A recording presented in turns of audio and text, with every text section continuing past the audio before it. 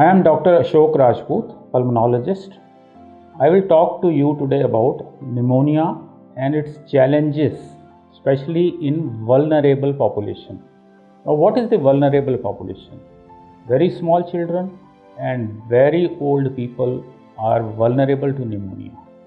So are the patients who are suffering from diabetes or those who have low immunity, especially those suffering from diseases which are on oral steroids for a long time, and also cancer patients and those on anti-cancer therapy, their immunity is low. Persons suffering from chronic kidney disease, chronic liver disease or heart failure are also vulnerable for pneumonia. Patients who are smokers and those who consume alcohol also have low immunity and are vulnerable to pneumonia. Now, what is special about these vulnerable population? In these patients, pneumonia can occur suddenly at any time and it can be fatal, means the mortality can be high. So, early detection of pneumonia in these patients and early institution of therapy is required. So, when do you suspect pneumonia in these patients is when these patients have sudden development of any cough, fever, chest pain or hemoptysis, and if they are breathless.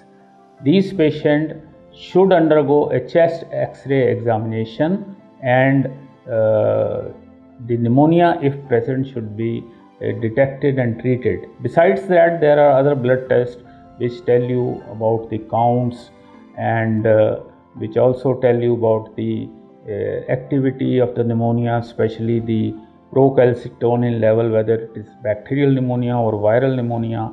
And there are some invasive investigation like bronchoscopy and collect the sputum examination or the bronchoalveolar lavage for detecting the cause of the pneumonia. The etiology means is it bacterial, viral or fungal, and the treatment is accordingly depending on the cause. Viral pneumonias are usually self-limiting and rarely we require antiviral therapy, but invariably in these vulnerable populations secondary bacterial infection do occur.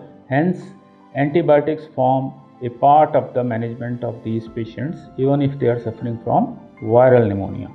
For fungal pneumonia, definitely antifungal therapy is required, especially in immunocompromised patients if the fungus is detected as the cause of this pneumonia. Bacterial pneumonia can be dangerous in these populations, especially if the procalcitonin level is high, the total count or the polymorphonuclear reaction is more, and especially if the sputum is purulent, copious, these patients will require antibiotics, especially if the blood pressure, the pulse rate, if they are high or low, and if the patient have respiratory distress, means these patients may require hospitalization, especially if their SpO2 level is low. And we have the CURB-65 formula to detect which patient will require hospitalization and what are their urea creatinine levels, and accordingly we treat them with antibiotics. So usually we start with broad spectrum antibiotics covering both gram-positive and negative. As and when the specimen shows culture and sensitivity and likely organism, the antibiotic accordingly is continued. Besides that, supportive treatment is required in these patients of pneumonia, and I must tell you one should get vaccination for pneumonia in these patients, in especially the vulnerable population. Thank you.